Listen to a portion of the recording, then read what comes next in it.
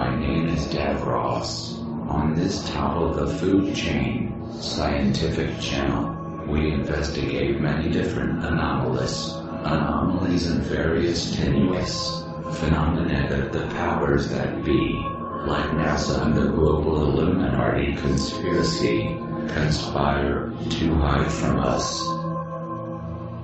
Hello and welcome to this strange world of Cyrax and Flirax.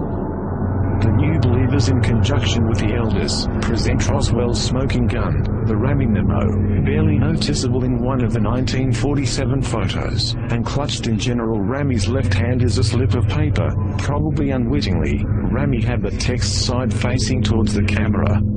When blown up and analyzed, it tells a remarkably different story of events from the one Rammy or contemporary Air Force counterintelligence wants you to believe. The telegram held in General Rammy's hand provides smoking gun proof of a disk crash, and the recovery of the victims of the wreck. The message turns out to be a telegram from General Rammy to the Pentagon and General Vandenberg, the acting ARF Chief of Staff at the time. Rammy is providing Vandenberg an update on the very fluid situation in the field at Roswell. The first paragraph describes what had been found. Rammy starts by acknowledging that the disk is next new find. He then adds that the victims of the wreck and something else, possibly just a wreck, had also been found near the recovery operation at the Raj. At the end it states that Vandenberg had ordered the victims and the wreckage forwarded to Fort Worth, Texas. In the second paragraph, Rammy describes how the situation was being handled. Rammy first states that something in the disk, probably the bodies of the forwarded victims, would be flown by B-29 special transport, most likely the head flight surgeon at Fort Worth, Wright-Field, Ohio, home of the Aeronautical Labs, was to assess the Roswell crash object.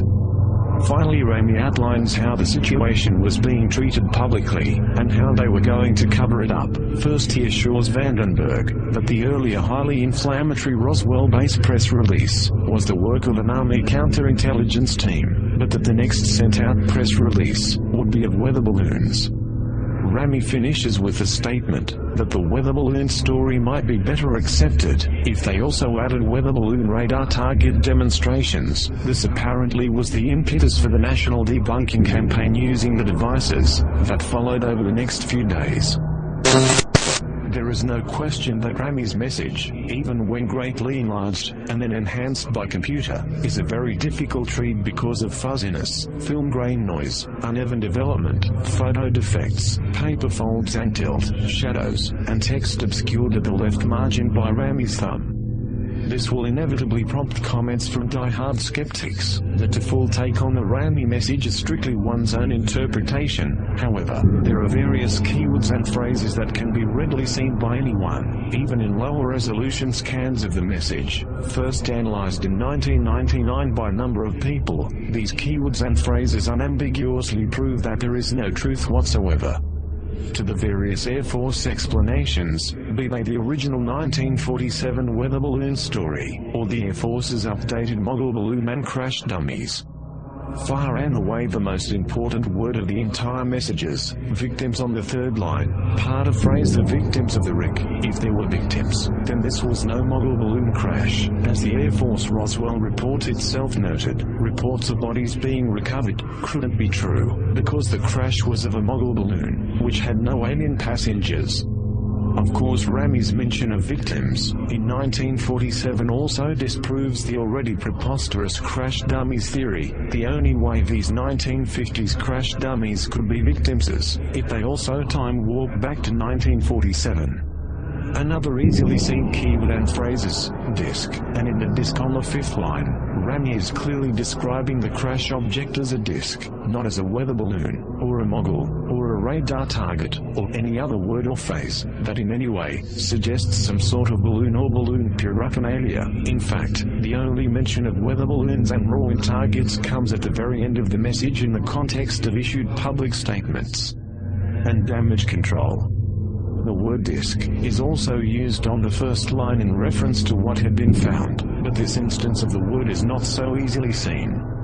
Furthermore, the message refers to the subsequent shipment of something in the disk. Neither balloons nor the two-dimensional flimsy radar kites had anything inside that could be shipped. If Rami had been referring to some piece of balloon payload equipment, then the phrase should have begun with attached to or suspended from, or with, in speaking of the victims of the wreck, using the word disk for the crash object.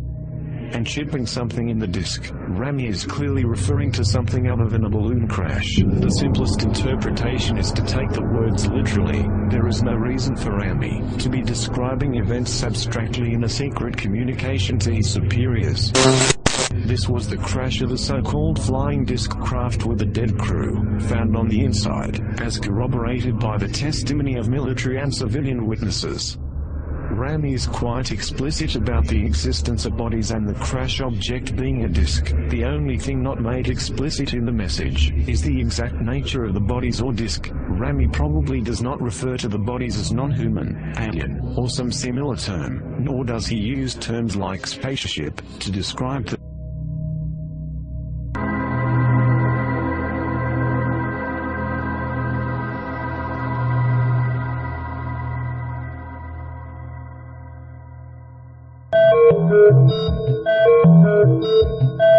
Thank you.